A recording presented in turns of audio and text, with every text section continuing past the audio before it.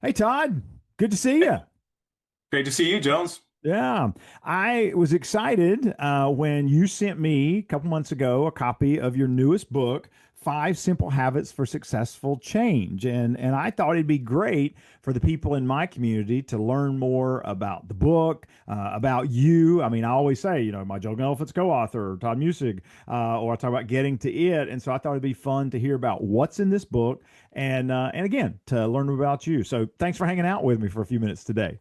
It's my pleasure. Always love the chance to hang out with you, Jones. So thank you. Oh, my pleasure. All right. The book is entitled Five Simple Habits for Successful Change by you and Gary Danzy, who I know, great guy. Mhm. And the subtitle is Making Your Change Journey Fun, Fast, and Effective. Let's just start with the obvious. There's a ton of books out there on Yeah. change. What prompted you and Gary to say, we've got something a little different? Yeah, change can feel so heavy or complicated. I mean, you can get books that are this thick about how to manage change, and we really have a different viewpoint of change. And it comes from also my experience, along with you, with our good friend Spencer Johnson and Who Moved My Cheese, right? Mhm. I mean, as I looked at, and I worked at companies that had these change programs that have graphs and, all these, complicated ways to institute change in an organization. And Gary and I got together and said, you know what? There's some simple, not simplistic, but simple Mm. things that you can do to create successful change. And we felt sharing these simple ideas was something different, and refreshing in a world where we can go to the far edge of complexity sometimes. Absolutely. And you mentioned about, what you and Gary had to share. One of the things I found interesting when I opened the book, just right near the very beginning, it says, and in bold print, this book uses the adult learning approach. Now, okay, so what? Or tell me more about that. You bet. What does that make different about this book? Yeah, in as kids in grade school, we're taught by rote. We're taught by, Hmm. hey, one plus one is, and we all give that the response. Well, we're adults, and the target audience of this book are adults, and we all come with our own experience with change. We come with our own principles that we've learned over time about change, and so we want to acknowledge that you might know something more about iteration, one of the concepts from the book, than I do, but it's an opportunity to reflect and to look at the concept and principles, take what we know Hmm. and maybe add to it. At the end of every chapter, you'll notice that Hmm. we have questions to ponder and think about. We don't want this just to be a hey, blow through it, read through it really quick. There's some assessment questions at the end, some poignant questions to ponder, and our point is to take a minute and reflect upon the material and bring the information that we know, but and maybe add to it some of the principles and ideas that we bring up. So that Gary has a background and a master's degree in adult education, so he brought that to the book, and it's a really a helpful way to pause after each section and say, Hmm. well, what am I going to learn? What have I learned about this, and what am I going to actually apply? Yeah. And Todd, you're right. It's so valuable because I found myself as I was going through the book, it forces you to stop because it's easy. Um, uh, as a learner, one of my strengths is learner, and I love learning. I love reading, and I just want to consume more. And what it did was it helped me to tap the brakes and go, okay, Jones, before you go learn Mhm. about insight number 47 or 48, stop and think about how it applies to you and your organization or your team. And so I appreciated that, about the book, among many things, but that was certainly one. So let's get to the heart of it, and some questions that I've got for you today, just so people can understand you, the book, a little bit more. Yeah. Why do people resist change even when it would benefit them? Well, Obvious, I obvious think, question. yeah, I mean, I think people don't necessarily resist change, but they resist, having to do things differently. They resist almost the perception. Oh, what am I going to lose as a result of this change that's either forced upon me or that I decide I better do something different. And so a lot of times we look at the negative side of change and say, you know, this is going to be bad, and oh, we've got to go through this, and oh, here we go again, as opposed to looking at the other side of it and say, what can I benefit from? Mhm. How can I innovate here?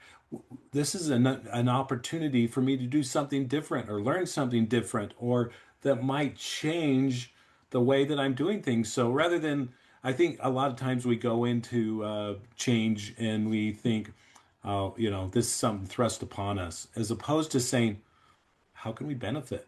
You know, how could will this change help me? And rather than this change is happening to me, this change is happening for me. It's a Mm. different mindset and a perception, and Yeah. I think an important one. Now, one that, as you said, naturally we think about what we're going to lose. It's we're wired that way, and you answered the second question I had was about what's wrong with the way most people think about change. It is immediately I'm going to lose, Yeah. and they don't think about what's the value of what I might gain. Yeah, I may lose something, but what's the potential gain there? And so we have to be reminded of that. Um, you know, if we're going to find progress and change, right? Yeah, and also tied to that second question is the importance of thinking, if I embrace this change, it's going to happen. It's whether we go out kicking or fighting or whatever, it's going to happen. So we can resist and kick or fight, or we can look at it and say, how are we going to win through this change? What are how are we going to benefit from this change? And really focus on that as opposed to the negative side. Now, change isn't always positive. There's negative things related to, but I think a lot of times we can still flip it and say, okay, yeah, but where's the silver lining of this? Where's the silver lining of it? How can I benefit from this? Yeah, yeah. Um, and as I continue to go through the book, you mentioned a word that I hadn't expected to see show up in a book about change, and that's the word iteration. Yeah. How does iteration make change easier in your mind? Well, going back to juggling elephants, how do you need it? How do you eat an elephant, right? One Yeah, bite at one a bite at a time. time. Yeah. One bite at a time. And that's really what iteration is. So change could seem really overwhelming if we think of the elephant, right? Oh Mhm. man, this big project, this big something that we're doing.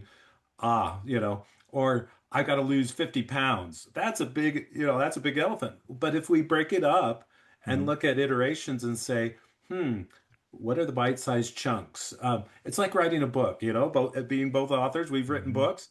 If you think about, oh, I've got to write all these chapters and I've got to do all this and I've got to, all the things that I've done or I've got to do to write a book. Well, if I sit and think, okay, I'm going to start with a paragraph.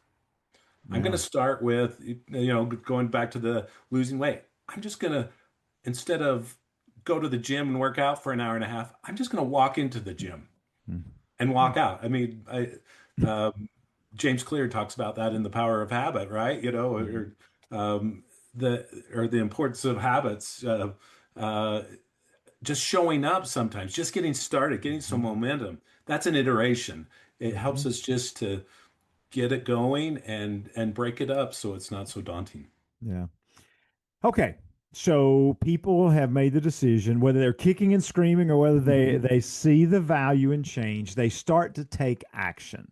Yeah. What are the two or three mistakes that people make when they start trying to change that can limit their success? Yeah, I think one thing is looking at the end, you know. Now, my friend Stephen Covey says begin with the end in mind. Yeah, it's good to have the end in mind, but a lot of times we just focus on getting it done. We don't focus on the benefits Hmm. that we can receive by, working through it. What can we benefit just in this first iteration? What's the win? What's Gotcha. the innovation? So that we go along in the process of change. And so I think one of the challenges that we do is we focus too much on the end result and not Hmm. on the journey. Yeah. Sometimes the journey is where the magic is, right? That's where we learn. That's where we grow. That's where we develop. And eventually we end with, the finished goal. So I think that's one thing. I think another thing that we make the mistake of is that we don't focus on the why. And Mm, we'll talk more about vision, but I think sometimes we're more focused on the how. How are we going to get this done? How are we going to accomplish this? And we don't start out by saying, what is the vision of this of what this change? What are the wins that we're going to get as a result of this change? yeah, no, that makes sense, and it's interesting. As you said, it's because your book, the subtitle talks about, fun, fast, and effective. I think that's part of where the fun comes in. If you see it as a journey and you embrace those parts versus, as you said, thinking we just got to get to the end, and that feels so heavy. Yeah. If you've got to break it down, like you said, you mentioned vision, and I know about vision boards and things, but you make the statement that vision is more powerful than goals. Yeah. Why?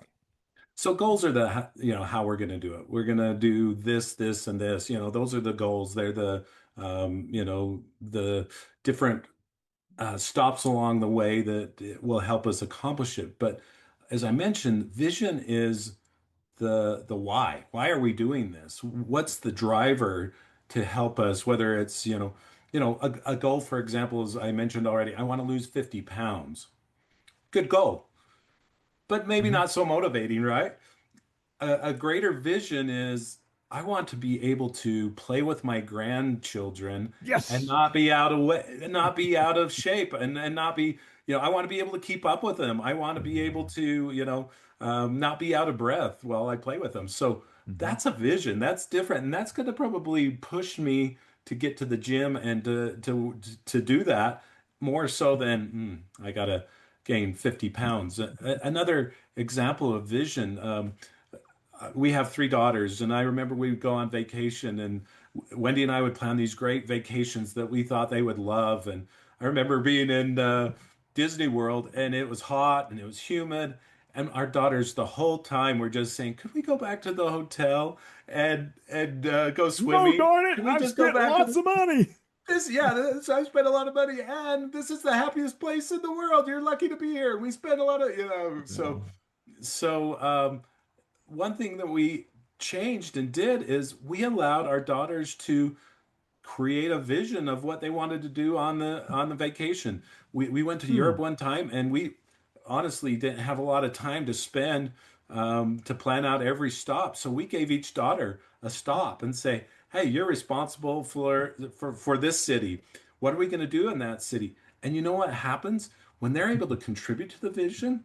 And this works with teams and people in organizations too. When they're able to contribute to the visions, they're in. They've bought in, they're part of that. They're part of that. And that was the same with our daughters.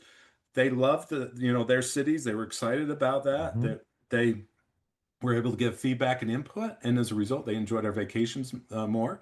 And it's the same with organizations, with employees. When we help them develop the vision and create the vision, they understand the why behind it. It helps them,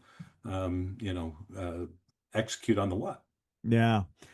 As I'm listening to you, I'm thinking about how important it is for leaders to create that vision. Not like you say, so often they say the what, but they don't say the why or give a compelling picture of that vision that Yeah, causes people to get excited because then you've got momentum, you've got motivation, and then you can begin to step down because they can use some of that motivation to work through some of those difficult pieces. Whereas if you just start out with the difficult stuff, they go, oh, and they're not excited. So that's a great yeah. point. It's more work. Yeah, it's Yeah, more it's more work. Oh, I've work. got I've got all these tasks. I already was busy. Now you're going to add all this other stuff.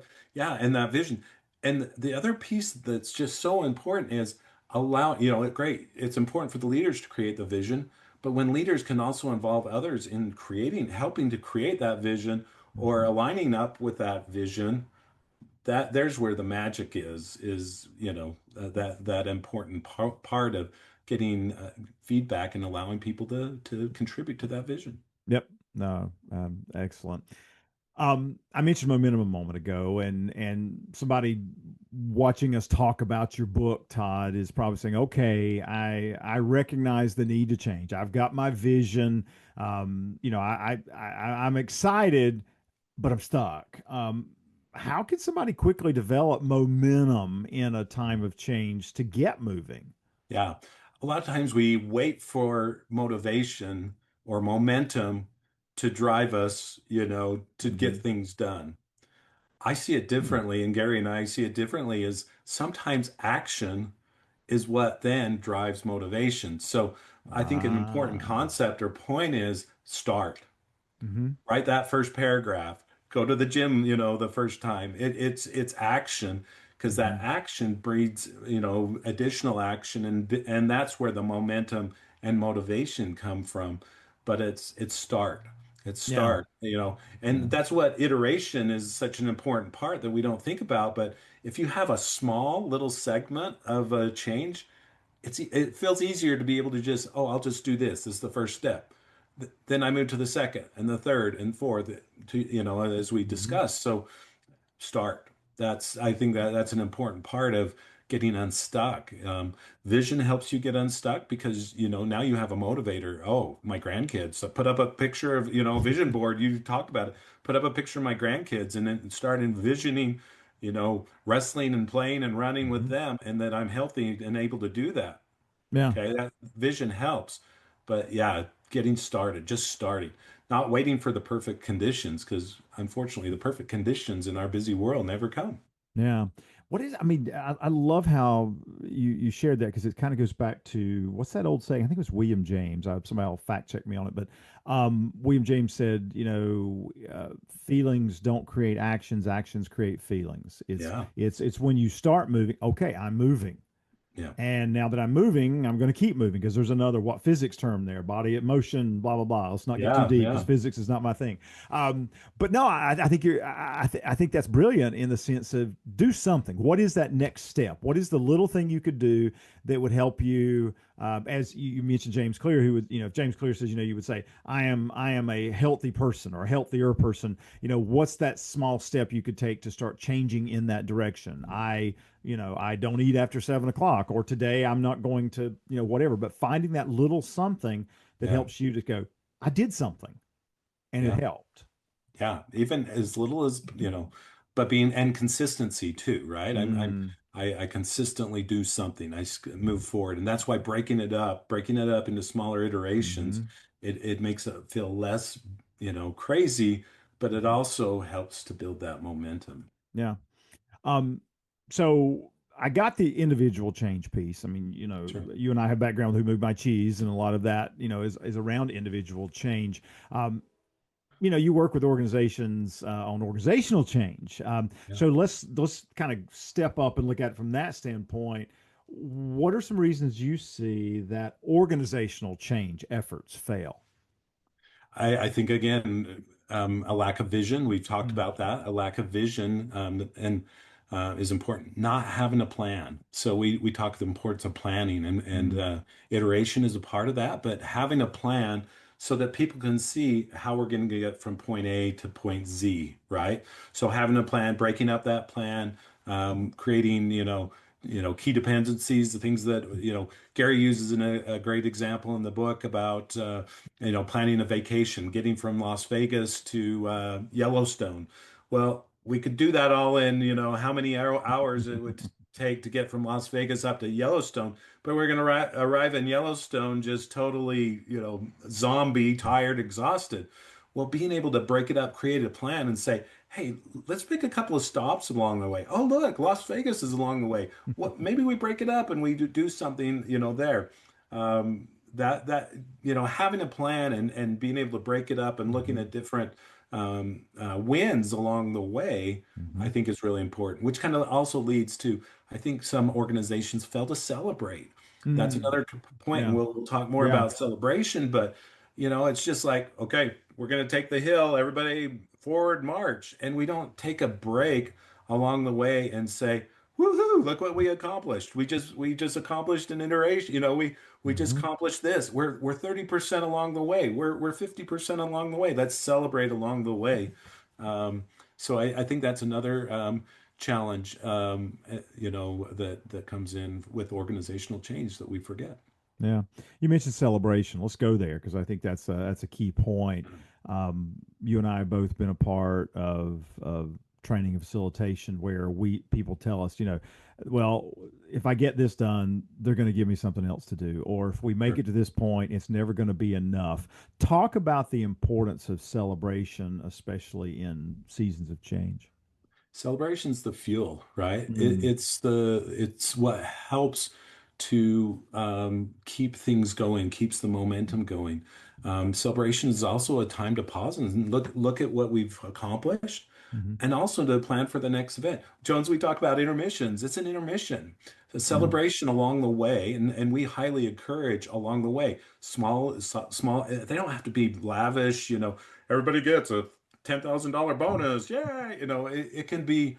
Hey, we're gonna go see a movie today because Mm, everybody's been working hard, or we're gonna, bring donuts in for everybody. It's a simple thing, but it's a pause. We talk mm, about the importance of pausing and taking a break, but to mhm, stop and to evaluate what's gone well, how can we improve, how can we move forward, and to do an attaboy, pat on the back to mhm. say, hey, we know you're doing things above and beyond, and let's celebrate that. Let's celebrate those who are contributing and doing a great job, and it's the fuel. It's the celebration is the fuel of a change initiative along the way.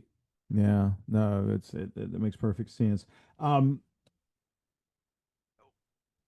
Help me for a moment. I mean, I know personally. I mean, you're a great friend.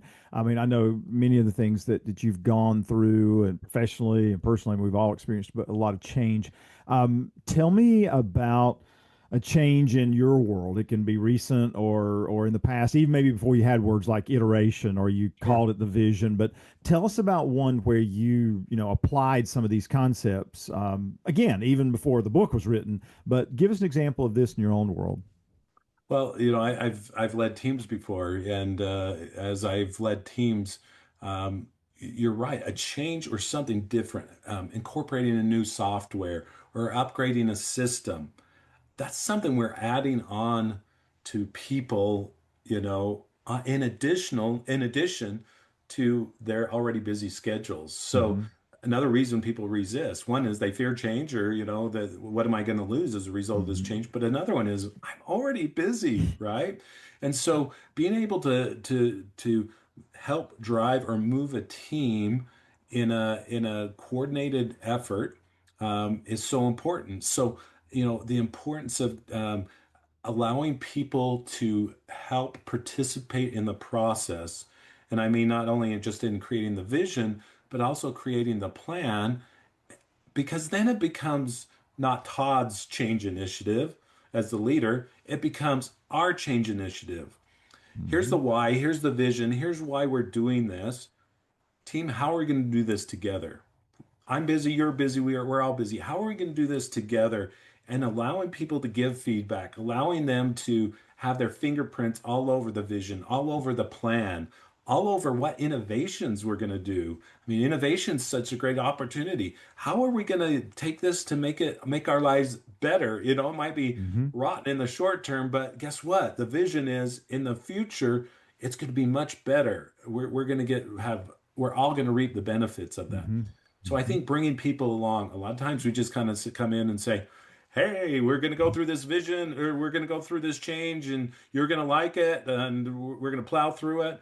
And here's this guy, Jones Loflin, who's going to help you, motivate you to get it done. Yeah. But we're going to Yeah. get it, and that's it. All we do, and ready, set, fail, Yeah. and There's your phrase, ready, set, fail. yeah, I mean, and then we scratch our head, well, why is nobody, moving forward on this? So Yeah. I think allowing people to be a part of the process, understand the vision, contribute to the vision, but then also have their fingerprints all over the plan. You're responsible for this, Sarah. How are you going, tell us how you're going to make that happen, Hmm. if Sarah is just like one of my daughters planning, what we're going to do, and Venice, she's all in, she's Yeah. researching, she's figuring it out, and that becomes her plan. And Hmm. now she's got skin in the game that she wants to make that happen and Hmm. wants that to be successful. Yeah. Yeah. She's locked in. It makes Yeah. perfect sense. So we've talked a lot about the content in the book. Um, let's take a moment to celebrate, to pause, if you will. Yeah. I mean, I know that, and we know collectively and individually what it feels like to finish a book and to see Mhm. it out there. Yeah. Um, Tell me a couple of things that you're most proud of about this book. Yeah. I'm proud about this word right here, simple. Because, this isn't this isn't anything new, Mm, but it's we you and I have said this throughout our careers, sometimes common sense isn't common practice. And that's what I think these, five principles, these five habits, we forget. We know them. We know about the importance of vision. We know about the importance of innovation. We know about planning. We mm, know we should celebrate. We know we should break it up, but do we do it? So I'm yeah. really I'm proud of that. I'm proud that we've taken a focus, and made it simple, but also not simplistic. It's something that you can easily, that you can easily forget. So I'm Mhm, I'm proud about that. I also, proud of, and you can't see, but the importance of looking at change not as a dreary drudge, but something that could be fun and fast, and that could be effective. mhm. It doesn't have to be something that we, lose on. It's something, you know.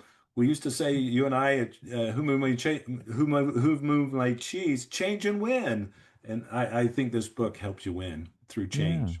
Yeah. Yeah, no, that's yeah, you do. You have so much to be proud of because it is a great book, and I like the fact that in the spirit of Dr. Johnson writing, it's not one that's going to take me 3 hours or 4 hours to read. If I were to read it through, which I'm not supposed to do that, and it will take you that if you stop, apply, and it's a great resource book to come back to. That's one of the Yeah. things that I find. I keep it close in my home office, and every once in a while I'll thumb through a page. Sometimes I'll just flip open a page. Oh, okay, that's a great quote, or that's a good idea, and then that's something I can usually carry into a coaching session, or maybe use as part of a keynote session or something that I'm delivering. And Jones, Okay, yeah, if I yeah, might just go ahead. interject too, and it sounds like a plug, but there's a value in when we all have a common language. Mm, You know yeah, this, yeah, when you have hmm a common language within an organization, and you can say, hey, you know what, we need to break this up a little more. We need to hmm iterate a little more. When hmm everybody has this common language. So yeah, this is a good book to work together with as a team to say, hey, we got a big change coming up. Before we start, let's spend some time with this book and go through the principles so that we have this common language, so that as we go through this change, we don't get off track, that we remember these five habits, we make them habits. hmm That's the importance of a habit. It's just not something we learn and then say, oh, that was good, but it becomes a habit. Becomes part of our DNA as we work through change. yeah, no.